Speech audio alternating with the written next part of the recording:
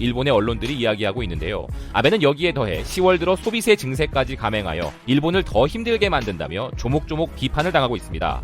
일본의 재팬타임즈가 로이터를 인용하여 이와 관련한 기사를 보도했는데요. 세계에서 세 번째로 큰 일본의 경제 규모가 몇 달 안에 대폭 줄어들거나 경기 침체에 빠질 것이라는 아베노믹스의 종말에 대해 이야기하며 아베의 소비세 인상에 대해서는 일본 기업 중 3분의 2가 압도적으로 경제에 타격을 줄 것이라 우려하고 있다고 전합니다.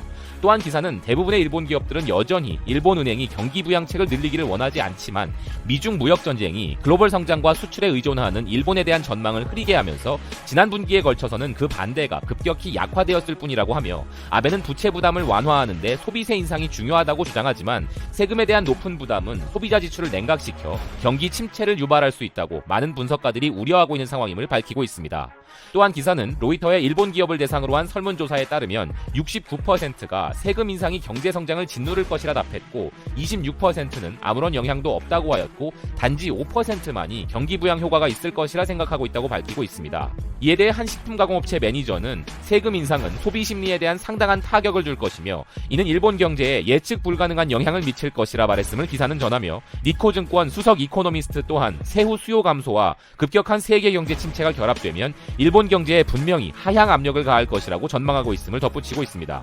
아베노믹스의 실패가 드러난 현재의 상황에 소비세 인상에 대한 회의적인 전망들까지 겹쳐 아베의 입장이 많이 난감할 것으로 보이는데 여기에 일본 언론 리테라도 한몫 거들며 아베의 소비세 증세를 조목조목 비판했습니다.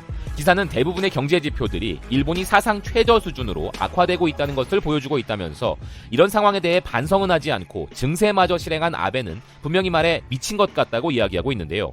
소비세는 소득이 낮은 사람이 더 부담을 가지는 역진성이 높다며 정부가 재정 재건과 사회 보장을 위해서라는 말로 소비세 인상을 해왔지만 오히려 31년간 지방 채무는 246조엔에서 1069조엔으로 약 4배로 늘어났고 사회보장연금에서도 직장인의 의료비용 부담이 3배로 늘어났다며 일본 공산당의 시가즈오 위원장이 이에 대해 이 모두가 정부의 거짓말이라고 발언했던 것을 소개합니다.